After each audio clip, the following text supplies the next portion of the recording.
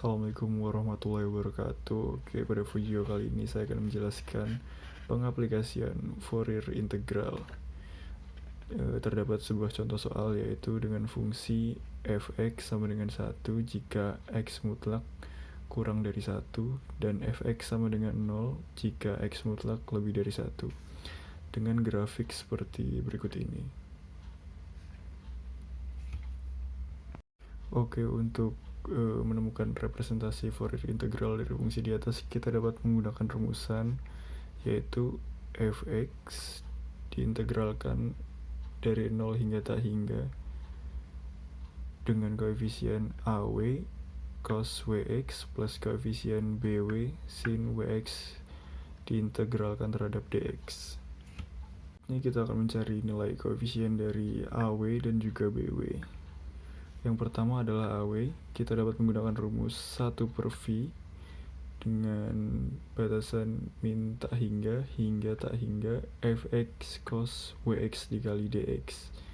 Lalu kita turunkan menjadi 1 per V dengan batasan min 1 hingga 1, masukkan nilai fx-nya yaitu 1, cos-nya adalah 1, cos Wx dikali dx, sehingga jika diintegralkan akan menghasilkan rumus seperti di bawah ini.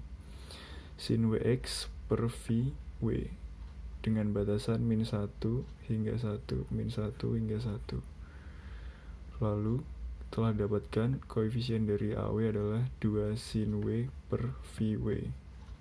Selanjutnya adalah koefisien dari BW. Kita dapat menggunakan rumus yang sama yaitu 1 per V dengan batasan min 1 hingga 1 fx sin Wx dikali dx. Kita turunkan menjadi 1 per V dengan batasan min 1 hingga 1. Nilai fx-nya adalah 0. 0 dikali sin Wx kali dx, sehingga didapatkan koefisien dari BW adalah 0. Oke, selanjutnya setelah mendapatkan nilai koefisien AW dan juga BW, maka kita akan mendapatkan rumusan fx sama dengan 2 per V didapatkan dari dua persamaan di atas, diintegralkan 0 hingga tak hingga cos Wx kali sin W per W kali dW, dan nilai yang didapatkan adalah 1 jika x berada di antara 0, kurang dari 0 dan kurang dari 1, dan bernilai setengah jika x sama dengan 1, dan akan bernilai 0 jika x lebih dari 1. Jika kita melihat di sini ada yang menarik adalah nilai 1 per 2 itu dapat kita peroleh dari rata-rata nilai fungsi fx di atas ini. Selanjutnya terdapat bentukan yang serupa dinamakan Dirichlet discontinuous factor dengan nilai yang didapatkan seperti di samping kanan ini menggunakan rumus di samping kiri ini.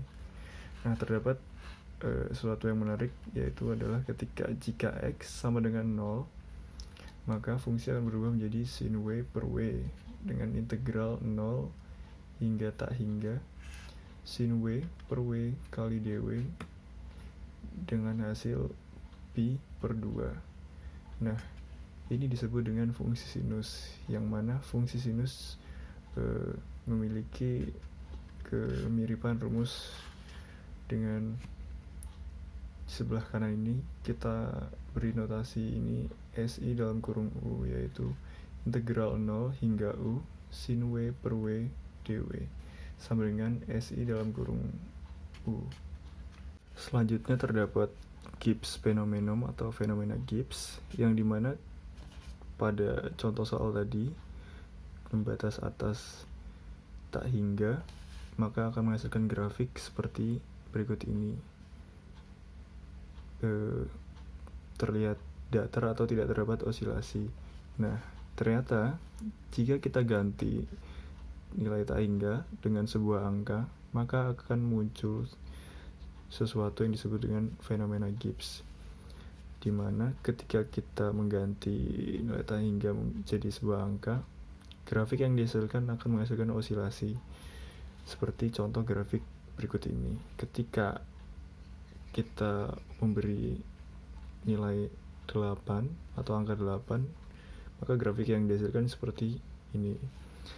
Jika kita memberi angka 16 atau nilai 16, grafik yang dihasilkan seperti berikut ini. Begitu juga dengan 32.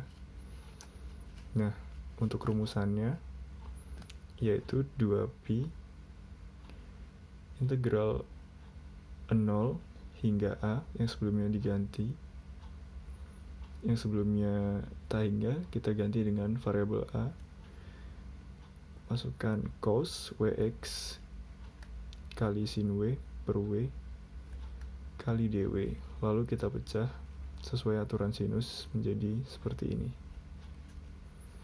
Maka dihasilkan w plus wx sama dengan t, w min wx sama dengan min t. Untuk selanjutnya dw per w ini kita ganti menjadi dt per t, lalu kita substitusikan, maka akan menghasilkan hasil seperti ini. 1 per v integral 0 hingga x plus 1 kali a sin t per t kali dt min 1 per v 0 hingga x min 1 kali a sin t per t kali dt, sehingga didapatkan dengan hasil akhir 1 per v si dalam kurung a dalam kurung x plus 1 tutup kurung min 1 per v si dalam kurung a dalam kurung x min 1 tutup kurung dan juga tutup kurung terakhir. Berikut tadi adalah penjelasan saya tentang pengaplikasian integral Fourier. Terima kasih.